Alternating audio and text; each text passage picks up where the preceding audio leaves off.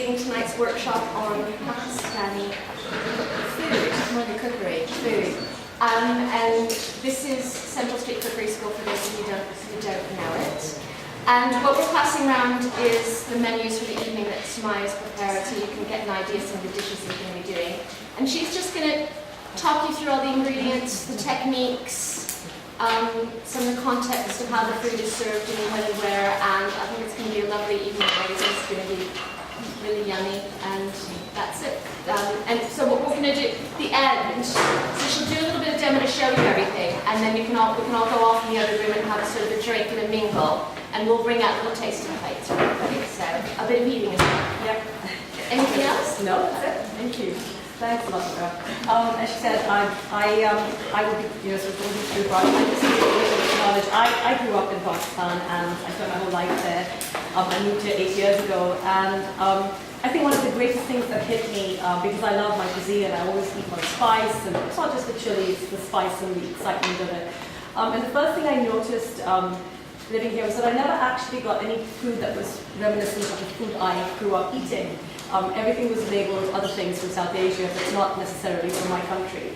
And I kind of realized that people didn't really know the distinction of my food, and I kind of thought, this is interesting. I'd love to write and make people, because I loved writing, and I really wanted people to learn more about my cuisine. So really that's the background of, my writing about Pakistani food and teaching it as well. For example, what you guys have had to drink this evening is a drink called Cardamom, and it's on your menu. And what you're drinking is a typically Pakistani drink. It's made of almonds, poppy seeds, cardamom, and aniseed. But the thing about it is, it's very typically Pakistani, but there's really nobody or anything that is typically Pakistani. And that's a bit of an anomaly, because the thing about Pakistan is that whether it's the people or the cuisine, Pakistan is not a typical country. It is really a nation that's a confluence of the whole of South Asia and beyond. So everything that you will eat tonight might be familiar to you, but it may not be the way that you're used to. And it's not necessarily only because it's a family recipe, it's also because of the fusion that's gone into it from the entire subcontinent. That is what Pakistan is. And I'll give you a brief idea of why Pakistan has got a different cuisine, and why it is primarily, when I say it's distinctly different, it is because of the way that it's been influenced by lots of different factors, from things like diverse topography and invasions and mixed ethnicity, different religions. Migration, when independence happened in 1947, brought millions of people that lived in certain different parts of India that came into this country that was Pakistan. They kind of brought all their cuisine into a part of the country that was very old in ancient civilizations like Indus Valley. The borders of what is Pakistan today was where the Arabs invaded, so there was all of that, and then there was the Mughal cuisine. And then we have this whole other anomaly of Pakistan, which is all the influences that we've had from the borders of Pakistan, such as Afghanistan and Persia. And really our cuisine is so heavily influenced by those cuisines, a lot more than the rest of the subcontinent. And really just to build up the picture of why is Pakistan's flavor so different. Really the differences come from different parts of the country. Starting from the north of Pakistan, I don't know if you know I should have bought a map of Pakistan so you could actually see how it's different. Like up in the north, it sort of has the Hindu Kush mountains, the Karakoram ranges, one of the second largest, the highest peaks, the K2. So we're talking about rivers, valleys, snow. We're talking about apricots, game, mulberry trees, things that you never associate with a country like Pakistan exist there. We have people there that come from origins of the Alexander the Great, and they still live there in communities. We have people who have Mongol features. They don't look anything like me. And so you can only imagine the kind of food they eat. They eat no chili, they eat no spice, they eat only roast meat on spitfires. And that's the cuisine of that part of Pakistan. It's completely different from the spicy curries that you possibly eat and everything here. So there's this whole different culture. And the more you go into the rest of Pakistan, you see places like Peshawar, which is the northwest frontier that used to be. And that's a very big hub of food. They eat lots of street food and kebabs and barbecued stuff. Everything's really simple on spice. And then you sort of come to the northwest of Pakistan, and you go to a province, Balochistan, which is really this completely different. They say that the whole of Pakistan is in that one province because it has mountains, plateaus, deserts, forests, everything. And so the food they grow is completely diverse. The people that live there are, some people say they're Persian background, some say they're Babylonians. And then there's a whole lot of different people that live there that are called the Makranis, which were the slaves of the Arabs. And so the food they eat is very African. And so you'd never expect that Pakistan has food like African food. And there are parts of the borders that actually eat that way. So you have this whole different confluence of people. Then, of course, everybody's heard of Punjab, and that's the southeast. The Punjab, that's our Punjab, is obviously more Muslim food, so lots of beef, lots of meat. But Punjab's really this most agricultural, rich, fertile land because the Indus River runs through it. So you have fish and incredible, beautiful soil. So we grow like tons of vegetables, and people love to eat in Punjab. Punjabi people are known to be big eaters, and they eat tons of fattening food, lots of oil and ghee and fried stuff, and they love their desserts. And the people that are from there have very diverse origins as well, and the food they eat comes from Persia, Afghanistan, the Rajputs. They eat tons of fish, and Lahore is like the food capital of Pakistan. You have everything that I have mentioned from across the different parts of the country. That's the one place you can get it all. It's a beautiful, Mughal architectural city. It's stunning, and the food is really everything to the people. And then just a small little history and topography lesson is the south, which is Sindh, which is the province I'm from Karachi. And this is a very, very ancient land. I mean, you have lots of the Mohenjo-daro, Harappa, which are part of the Indus-Valley civilization. Those ruins are there. So we're talking about people that have been growing things like red rice, cane, wheat, and fish. They've been, cultivating for years. And the way they eat is very, very frugally, and again, quite heavy on spice. So this is a region that's quite spicy. And also Sindh had a lot of the migrant population from the north part of India. So the food there is very North Indian. So you would actually eat a lot more North Indian food in Sindh and Punjab provinces rather than the rest of the country. So really there's just so much going on in that country. It's hard to sort of give you an idea without painting a little picture of what it looks like as a country. And really Karachi, the city I grew up, was the one city that was the port and also the hub and the capital when the partition happened. And so a lot of the people sort of migrated there. And that cuisine is really a mixture of every kind of cuisine, from India to Pakistan to the region. It's a complete fusion. So that is really where our food comes from. This is what makes up the cuisine that we have today.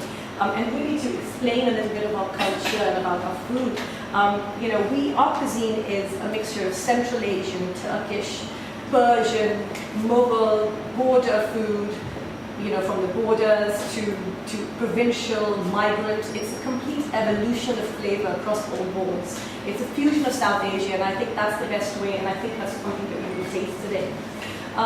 Really, the most important thing is, of course, you know what it looks like, but how do we cook our food, and why does it make it different, and what are the spices that we use that makes it different?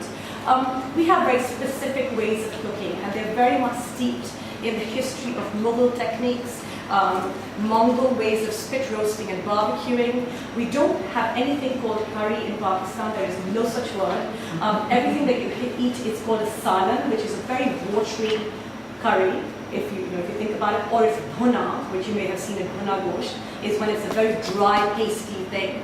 And how do you achieve those different techniques? And those are the techniques that are age-old and ancient, and go back into Persians and Mongols and Mughals, because they brought the real culture of food into the country. I mean, there were people who didn't eat spice, but they came into a country that ate spice. So they kind of fused the spice with their techniques, and that's what I guess a lot of people here know as Mughal food.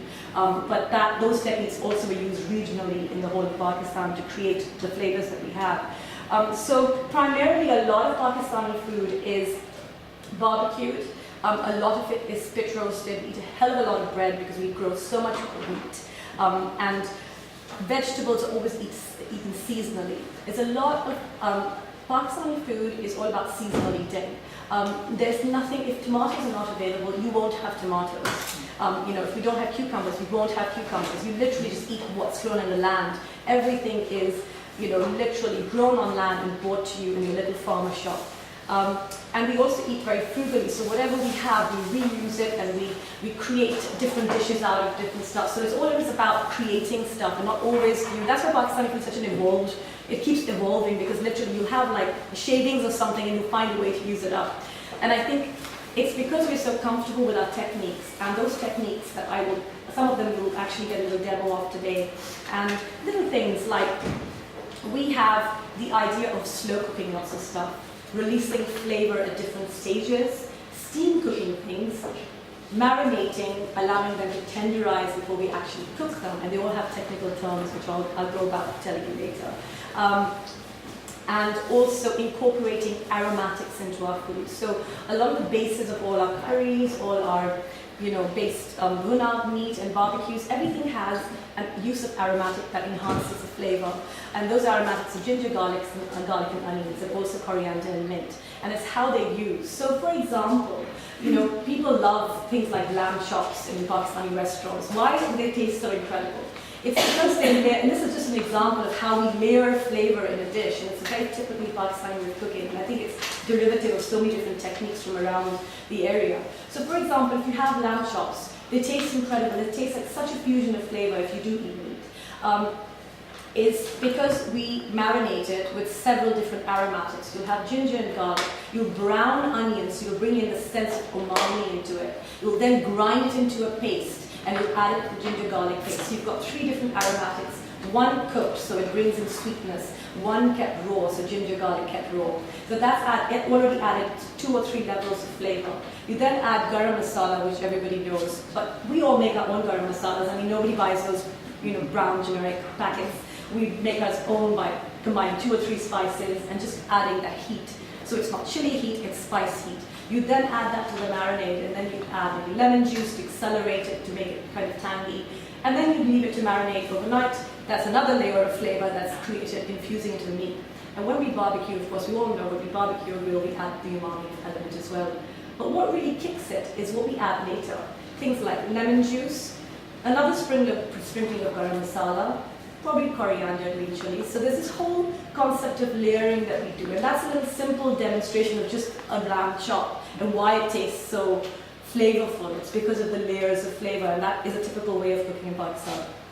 So we use spices, but we keep our spices quite minimum. I think people tend to think we have to use 15, 20 different spices in a curry. We don't. We use maybe 3 or 4. So we use cardamom, cinnamon, coriander seeds, and that probably be it. And it's about just slow cooking it with the fragrance of that. And we usually use all our spices whole. We don't grind them. So we add them to the oil to release the flavor. So that's just really how the techniques and the styles and the different kind of spices that we use. And really just a culture of the way that we eat is, in Pakistan, food is paramount to life at every single level. We all know about Pakistan, obviously it's a conservative country. Alcohol is not allowed, but we're going to have tons of it tonight. But obviously the common man would not be going out to a club or a bar or, having drinks. So the greatest entertainment for Pakistanis is food. And food is one thing that nobody can put any lids on, it's just open. So it's become the biggest business in the country, so everybody loves to eat. But it's not just the concept of it being a business. Meal times, food is extremely sacred to us. It's literally like a religion. I mean, nobody will ever let you come to your house and not have a meal. You'd always have potluck, or if not, if they're coming, you'd have done 10 things ready. It's literally so sacred that we have, in everyday life, if you go to a shop at about 11 o'clock or 12 o'clock, about 1 o'clock the shops will close, they won't let you in. They'll be sitting on the floor on the traditional way of eating, which is on the floor on the mat. And they will have everybody from the guy who cleans the windows to the manager of the shop eating all together. There is no hierarchy, there is no stage, there is no hierarchy of who is who when it comes to food. Everybody's equal. Everybody will feed the person who cannot eat and will always sit with everybody and eat. So there's a real concept of food being a very important part of our lives. We have everything from religious festivals to being about celebration of food and food being the main thing, to solemn occasions like deaths, food being central to that particular event.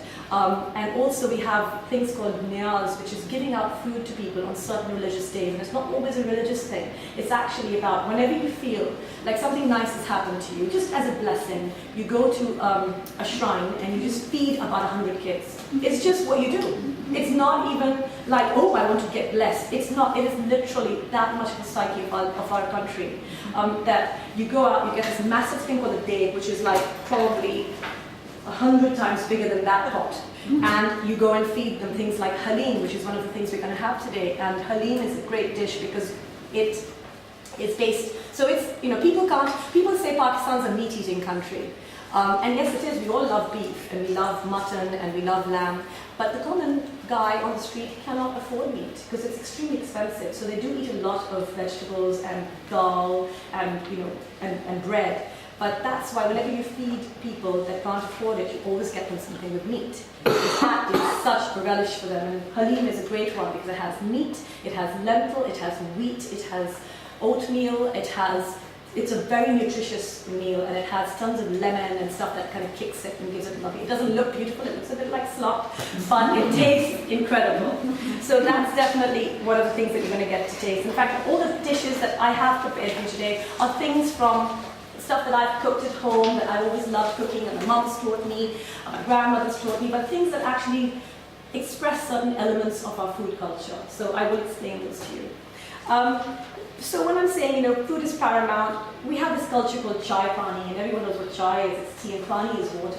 And it's like, whenever you want, someone helps you out, you take them out for chai pani. It's not like take them out to the pub for a pint. You take them out for a biscuit, or a cake, or a sweet meat, or something, or food, or biryani. So it's all about getting people to eat.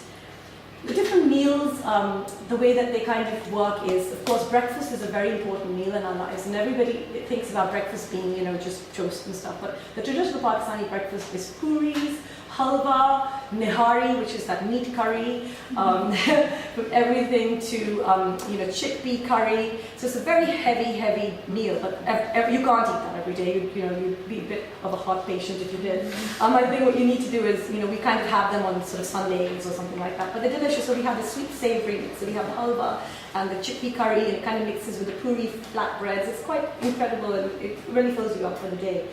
And lunch is always quite a medium meal. We don't have a really massive meal for lunch. Fridays on the other hand, always biryani day. How the fish and chips here, it's a biryani day on Fridays. And really, the main thing is everyone goes for the prayers on Friday, like you have Sunday prayers, we have Friday prayers, and you go and you come back and you have a massive, basically can't work after that because you get sleepy, and you sort of get through the rest of Friday and that's it. And dinner is the main meal for Pakistanis, and it is always extremely late. Nobody eats at 6 o'clock. We all eat at about 9 or 10 o'clock at night, because life in Pakistan begins really late. Because don't forget, it's like 30-40 degrees most of the day, at least in the south of Pakistan. So it's so hot, and really it's like, reminiscent of hot countries, we eat quite late. And you do eat really heavy things. So I actually never ate like that. So I never understood how people ate like that. I could never eat like that. But I know people that will go out to eat at 10 o'clock. And all the restaurants are open till about 4 in the morning. You can always go get a kebab or a chicken tikka. You've had a nice evening out. You just go. Everything's always open. There is nobody who will ever tell you can't eat. So like it's 12:30 was breakfast. It's 12:31. You can't get a toast. No, it will be 12:30 and you'll still be able to get dinner. It's literally that crazy. So food is that important to us. And and then coming down to sort of, we've talked about savory stuff and desserts. Really, Pakistani people don't eat desserts. What we do is we have certain sweet meats that you might have had, like gulab jamuns and stuff like that. Firni, which is a rice pudding. A lot of the desserts we do have become a part of our culture from Persian background. So rice pudding that we have is Persian. Then we have vermicelli, the vermicelli that you're going to have is a sweet vermicelli with like saffron and stuff. That recipe's been in my family for 4 generations. So it's coming from North Pakistan, but it's sort of North India. But it's become more my grandmother's recipe, and so we do eat sweets, but we don't always have them at the end of a meal. We'll have them with chai, randomly in the middle of the afternoon at 4 o'clock. Oh, it's nice. Let's have a bit of tea and have some dessert. So don't actually end a meal on dessert because our food is always so heavy. We normally have fresh fruit. So seasonal fruit is usually our dessert, always. I mean, if it's guava season, you have guavas. If it's mango season, the best mangoes in the world are from Pakistan. And we'll have those. So it's always whatever's growing on your tree, or whatever's growing in your garden, or whatever's in the markets. And literally, fruit is our dessert. It's probably the only healthy thing that we eat in the whole thing, so it's really important that we do eat it. So really, that's it. And some of if you have a look at your menu, everything that I have tried to do is bring in different flavors to you that kind of have something to do with Pakistan in different ways. Of course, our starters will be really, they're all vegetarian for the vegetarians among us. They're kale chane, which is black chanas, and I'll just go really quickly through everything that we're going to go through today. And they're like your chickpeas, but they're these black ones, and they've got a lot more texture and flavor. I think they're a lot more nutty. I don't know if any of you have them before. They're done with poppy seeds, and this is something that you would possibly have as a street food. And the little samosas are slightly, a bit of a twist, and I did a vegetarian version because I thought that, everybody could eat sometimes. And, you do have paneer, or you have potato, or you have onions. So there's lots of different things that you can have in samosas, and that kind of represents the street food culture. So I thought I'd bring you something that has street food. We are going to be pairing that with this prosecco that Nina Franco has kindly donated to us, and that hopefully should go nicely with that. And then we're going to have halim, which is what I spoke about. So that kind of represents the whole niyaz and giving to the poor and kind of having this really. There's there are a couple of religious days where this is always created in the house, and it takes a long time to create. It's like a slow cook thing that cooks 4 or 5 hours, and literally everything falls into a mushy thing because it cooks so much. It's very nutritious. The vegetarians will have like a dal which has dill in it, and it's quite green. And it's just been tempered, and I'll show you how I'm going to temper that as well. So we're going to do the tempering technique with these two things. So you're going to learn how to temper and how we add and what is tempering. And really, there's an explanation of what tempering is. And if you just go through that, it's just a technique to infuse flavor into a dish. Like you could either do it at the end of it, like a lentil. You would add like cumin, garlic, curry leaves, and that flavor gets infused into the oil, and it pours into the topping of your lentil, and it infuses the flavor of that into it and adds an extra flavor. So you could have a really plain dal with nothing in it but salt, but that flavor would come from your tempering. And it's also done in a different thing, and the vegetarians will get to eat that. It's curry, which is it's a yogurt-based turmeric curry. And it's really lovely. And again, in that, we use the tempering the other way around, which is we actually infuse the seeds. So I use mustard seeds, I infuse them, and then I add the yogurt on top, so it infuses within it. So there are different ways of doing tadka. So those are this is the technique you learn with the halim and the vegetarian option.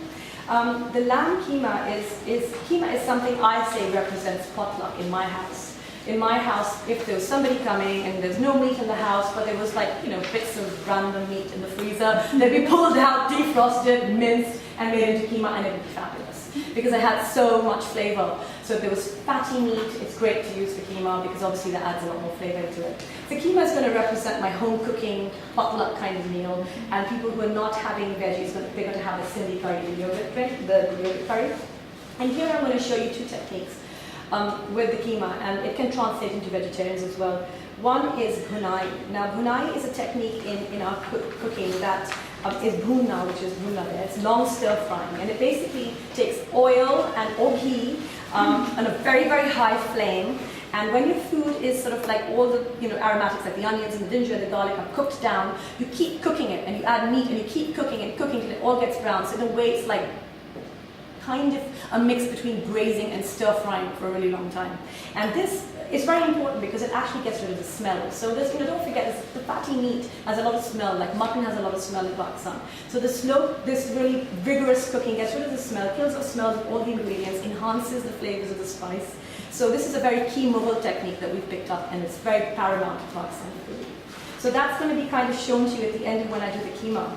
And the other thing I'm going to do with the keema is smoke it. Now, as I said, we do a lot of barbecuing in our food. And the barbecuing that we do, when you don't have a barbecue, you can do things like cold smoke meat. And there's lots of different kebabs you can do that too. And that you basically heat it cold. And I'll show you how you do that. You add heat to it, and you close the pan, and it actually smokes the keema. And you get a really nice smoking smell. So that's something that you could even do with things like chickpeas and stuff like that, and potatoes. It's really lovely. So those are the techniques you're going to do with that. Then we're going to do biryani, and of course everybody knows biryani. This is a very typical biryani that my mom always does. It's with a green, when it's green, it's coriander and green chili paste, marinade on the chicken and also on the paneer. And it's layered, and the real technique I want you to learn here is called dum, which is steaming. And it's basically cooking under trap steam. And this is something that infuses all the flavors of the spice, infuses the rice, infuses saffron into the rice and the meat. And technically, biryani is done for like an hour in the oven, but I've done a really quick fix for you guys. I'm going to show you the technique, and hopefully it will taste great. And we're going to infuse it for not very, very long, because the rice is always either cooked completely raw and the meat is completely raw, and that's one way of doing it. You steam cook it, or it's par cooked, both things, and it's steam cooked. But I basically cook both and I'm steamed them, so hopefully that should be fine. This is also very old Persian and a novel technique of cooking. It's still cooked that way, and it is incredibly interesting, because before they used to like close it, you sealed it with like dough so the pan would infuse the flavor, but I don't do that. We used to use tea towels and stones, but now when we don't have tea towels and stones around, I just use foil. It's not as amazing, but it's not bad. Could one do it in a pressure cooker, very, very low pressure? I suppose you could. I don't cook with pressure cookers, so I don't know how it would work. But I would imagine it would work the same way. I don't know how well the pressure cooker would infuse flavor as much as the slow steam would. But I mean, I would love to give that a try. It probably would work quite well. Yeah. So that's really what we're going to do. And the dessert in the end, and all of that is going to be served with the rosé.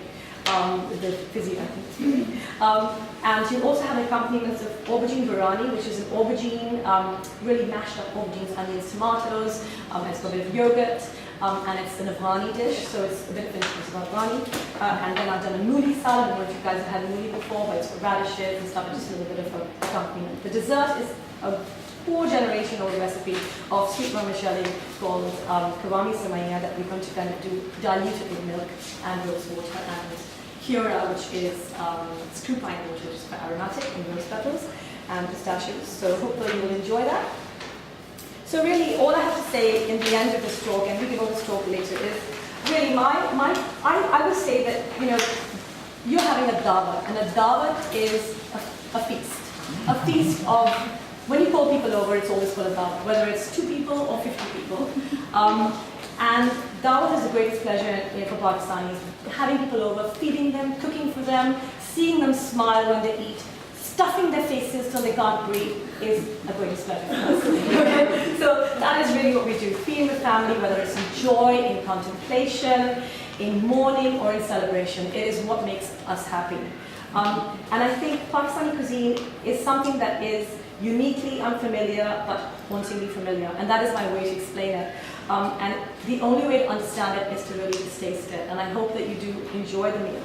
And I will end by just saying that my greatest memory of food ever has to be cooking and eating with my grandmother, and stealing her food and running off to a garden and sitting under a shady tamarind tree and eating it slowly, savoring it, reading a book, sitting under that shade, taking in the sunshine, which I miss greatly, but loving every second that there was always food in the house cooked by somebody's hand with love. And that is what makes my greatest memory alive. Is people say everything about Pakistan, but to me, I only think of food, and I think of the happiness that everybody had feeding you. So that's really all I have to say. So I hope you do enjoy the rest. If you have any questions, I'm here to ask now, later, while you eat. Yeah, if there's anything else that you feel like I haven't covered, I'm happy to speak about it. I've got a couple of questions. Absolutely, please. The smoked dish sounded really interesting. So you actually put the coal in the food, as it were? Yes, so what we'll do is, I'll be showing you Presumably that. they can So you make a little well, and then you put a little piece of bread or foil. I usually use bread because it soaks in the ghee. Otherwise it just goes all over the place and it's hot. You place that and then you burn the coal, so usually using quick light, unless you have a nice barbecue outside where you just sit there for an hour. Anthracite or something like that? Sorry? Anthracite? Possibly, yeah. But That's smokeless. That's smokeless. No, that's smokeless. No, that doesn't have any smoke or work. No, it has to be a smoky coal. Right. So what I use is this. I get them from the Arab shops because they do, they do what they call these bubble things. Yeah, the What about wood chips? I've never tried wood chips, but I think that would be an experiment to try, because smoking and curing and salting things is quite a big part of our culture. And I would like to use the more sort of UK-based things like wood chips and peats and stuff like that. Quite interesting. But they look like that. So you get them what they use on the shishas, you know, on Edgware Road. And really, they're really, really quick light. You want to keep them away from moisture because once they take in moisture, they don't light. And I just hold that with a tongue and I kind of, when it starts sparking, I pop that into the bread and I pour ghee on top. Now what the ghee does is it accelerates that smoke and it releases a lot of smoke, and that's only the cold smell that goes, and then you close the lid of the food, whatever it may be, and then you just leave it till the smoke dries out, and that will smoke completely. The second question Yes. is, do you recommend, given that we work with some very clever looking, I can feel any time. would you recommend any authentic Absolutely. Pakistan Yeah, there are a couple. in London? Yeah, absolutely. Look, I think that a lot of people go to Tayyab's, which is on commercial, just off commercial road. It's nice, but I think that they've become too commercial, become too big, and I think all their food started to sort of, you know, be the same. I think one of the authentic places I had gone to is in Hendon. Yes, I know if you live in Northwest London, it's easy. For me, it's easy because I live there. But it's called Aladdin's Kebabish, and it's not the most exciting place to look at. They don't serve alcohol, and they say they don't serve alcohol, and they also say don't bring any in. They have really, really authentic food. So you have things like nihari and halim and chicken tikkas and the breakfast that I mentioned on Sundays. And their food tastes typically Pakistani. You'll be able to tell. Aladdin as in Aladdin Aladdin, yeah, sorry, I'm saying it in Pakistani way. So Aladdin's Kebabish. So Kebbdish. That's a good one. What's the one for the commercial road? It's called Tayyab's. Tayyabs. It's not bad. It's not amazing. It's not bad. And then there is a slightly more upmarket thing that is called. Sorry, could you just give us the address? In Hendon? The Hendon. Yeah. It's on the main Hendon High Road. You know the one where the station is. I don't know the name of the road. 841. Yes, it's the one that you know when you come from Cricklewood and you keep going straight down. Is that when you're going towards Cricklewood? Yeah. So you kind of go straight down, and it's on that road that whichever I think just when you kind of get to Hendon. If you just Google it on their address is there for sure. Yeah, sorry, I just don't remember the address. I will just drive there, and since I can't drink, I can drive there. So, and the other one is a chain that's a Pakistani chain that's actually opened up here called the Salt and Pepper. Salt and N as an N, not and, pepper. And it doesn't sound very Pakistani, but it's actually, it was a chain in Pakistan that became very popular in the 80s and the 90s. I kind of know the owner very well, and he's a very, very celebrated Pakistani chef. And their food is very Punjabi, but very Pakistani Punjabi, and they are just near Leicester Square. So they're actually a little bit more approachable if you live in the West London. It's nice, it's slightly more upmarket, so it's a place where you can have wine and so it's a nice sit down place with old friends. They're all quite nice. But I always think there's there's one more on Drummond Street, Euston Station, Ravi Kebab House, RAVI. So that's not too bad as well. Any other questions?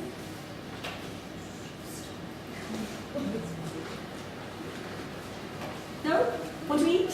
Okay, so what we will do is if you guys, there will bring you some drinks, and then I'll start preparing your starters for you. Okay. And if there are any questions in between, feel free to ask. Can we see the bit when you smoke the... No, we'll be doing all the demos. Oh, I'd like you to have the starters first and have a drink, kind of get ready for the demo. Is that okay? Yeah. We'll get up and come back again. Or you can all stay here and have a drink if you like. Yeah, that's fine. We can serve you drinks here, so you can always be relaxed and relaxed.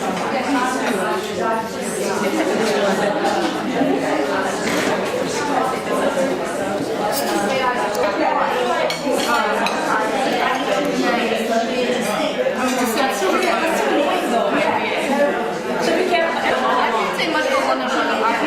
Don't make smoke and mix inside, so if there's on that,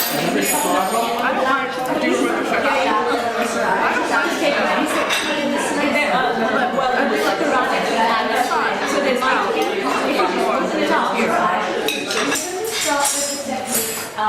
and the first one we're going to do is with the biryani, which is dum, which is to cook with and steam.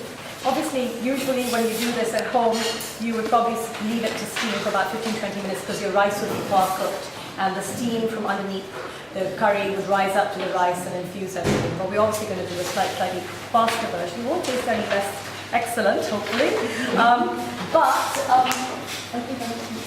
So we're going to start with that, and I'm going to demo it over there. So if you wish to come closer, absolutely, by all means.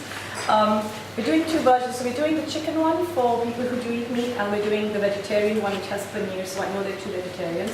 So we've got exactly the same flavors and everything in this one because I didn't want to change this as I could translate it into a vegetarian version.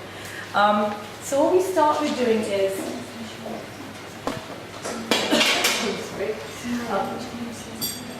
Do you want me to do it there? I don't know, I'm just wondering. I could do it there, yeah. It's just that I'm not too sure about this fan, whether it will go on induction. That's my only problem. Sorry, I would come there if the induction will take this one. But I don't think it does. Anyway, what I have prepared over here is chicken biryani curry, which is, if you want to have a quick look at it, it's really, really green because it has tons of coriander, mint, and green chilies in it. And it's been cooked and that is the vegetarian version, which has the paneer in it. It's exactly the same, but it's just got paneer in it. And so that's been cooked with whole spice. So the spices are not ground in there. They've all been, oil has released the aroma into them. And there's tomatoes and onions and ginger and garlic. And what we're now going to do is slightly more than parboiled rice, which will help us to get the infusion. So you're going to layer it up now? I'm going to layer it up. Traditionally, biryani is always layered into 3 layers. So it's rice, meat, or meat, rice. But this is my family way of doing a quick biryani when my dad was always starving and wanted one, was to just do the 1 layer. So just do a nice layer of the curry and then just layer it on with rice. I would have used a bigger pan if I had one, but the rice should be about, so if you're doing this 2-layer one that I do, is you want to have about equal amounts. So the trick about a good biryani is that if you're using 1 kilo of meat, you always use 1 kilo of rice. Really? And cooked rice. So 1 kilo of cooked rice. Bless you. Sorry, excuse me.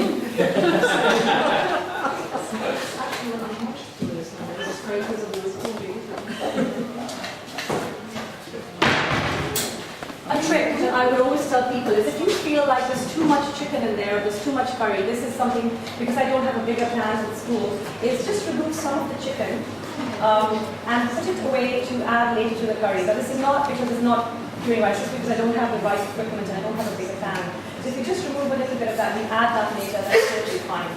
It's just that when you put the rice, enough of the rice should soak up the juices. You don't want just the chicken to roam around there. So I'm just going to move some of that away. So all you do is take your rice and you layer the top of it very evenly.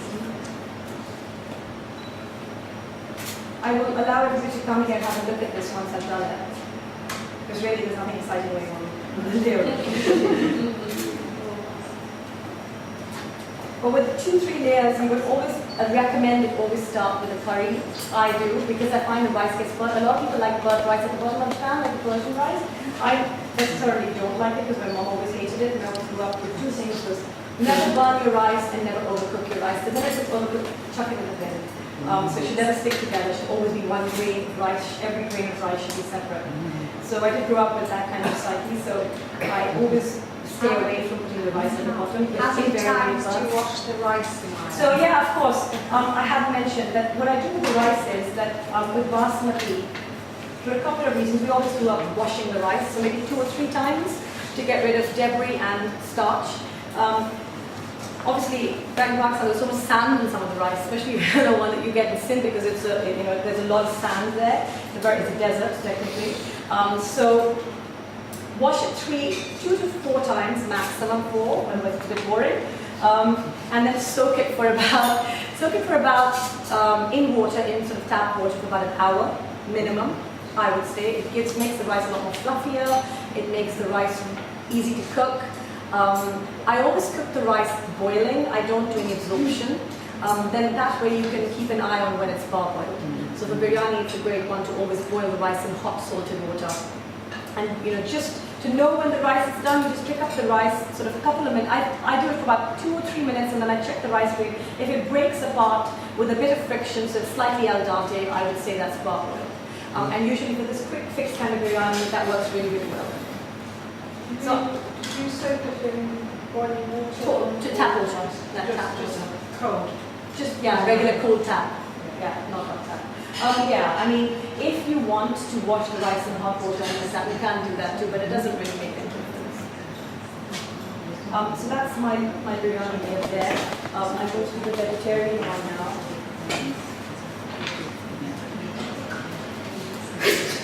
The thing about rice, the washing of the rice is it does get, and also the boil of the rice gets rid of when you soak, you know, obviously put strain it.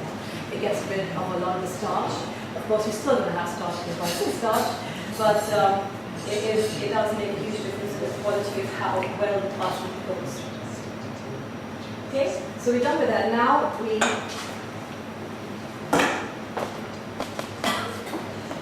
so this is how you add the flavors. This is adding the flavors. So the first thing I would do is add the saffron. Could I have a teaspoon? Teaspoon? Yeah.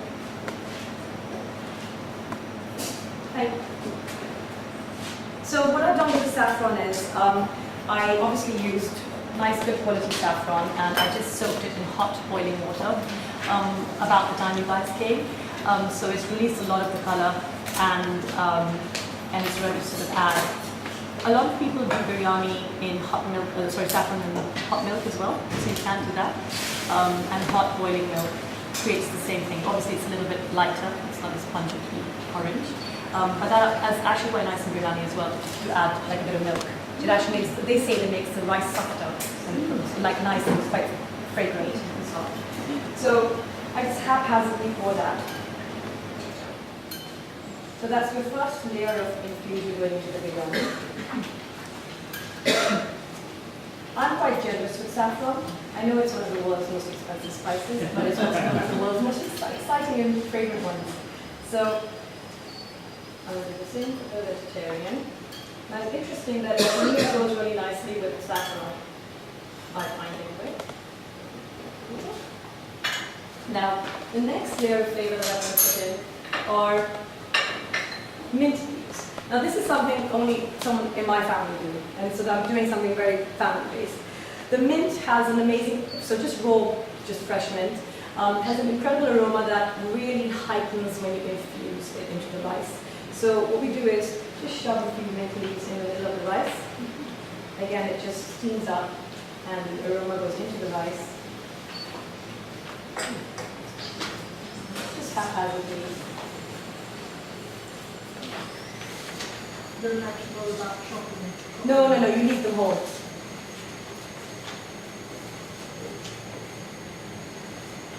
So there goes. Another thing that's really lovely is just green chilies. Again, don't cut them, you don't chop them, you do nothing, you just shove them in the rice. They again add aroma to the rice. And just the aroma of chilies, not the heat of chilies. Who's going to say? And just there. And then the next thing, again a very family thing, and I'm totally sharing things that we do, you know, that I've grown up doing, are lemons. Now lemons are incredible and they don't add, I mean I love lemons, I want to add them to everything. And this is something incredible. The taste of lemon, saffron and mint is just incredible in biryani. So again, just shove them in so they infuse the rice. Really, really thin discs. And you know, all of that stays in there, it kind of mixes up with the biryani. And you can take it out if you don't like it, but it looks pretty pretty. And so that's that. One other thing that I do is add a little bit of ghee. Again, ghee just, you know, it's for the flavor. It's not for anything else. So I would just drizzle a little bit.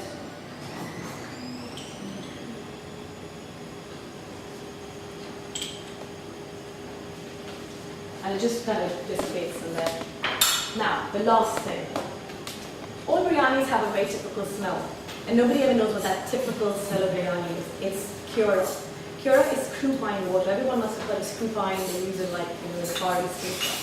So we make this water out. It's a very, I can pass it around and you can have, be careful, it's quite aromatic. Now, We use it in both sweet stuff like rice puddings. You're going to have a dessert today. It has it. You can smell it, and also biryani. And it's like rose water. It's like a watery thing.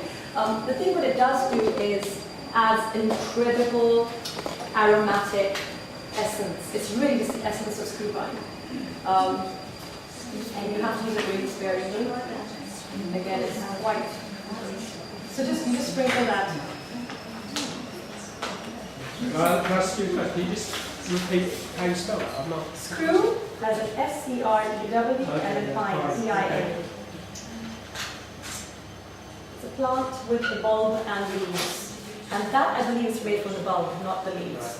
The leaves is what they make pandan cake in like Singapore and stuff. Green. Right. Time to do that little trick that I do with my foil. You turn on the stove to really, really low. A lot of things that we do to infuse is also put on a really low heat. I also sometimes use this, which is like a diffuser, but it's not a diffuser. I make my chapatis on it. It's my chapati pan, my tawa. And what you can do is you can place that on top of that, so then that gets hot and it distributes heat evenly, and it doesn't burn the base. So, or you can use a diffuser, but those meshy things. So that really gives a nice even cooking. You then cover, this is the thick way of doing the old grandmother thing of stone. So basically what we used to do is, we used to take a tablecloth, wrap this around, and then place this on top, and put a big stone from a mortar and pestle and put the pestle on top. And that keeps it sealed and the air and the steam within.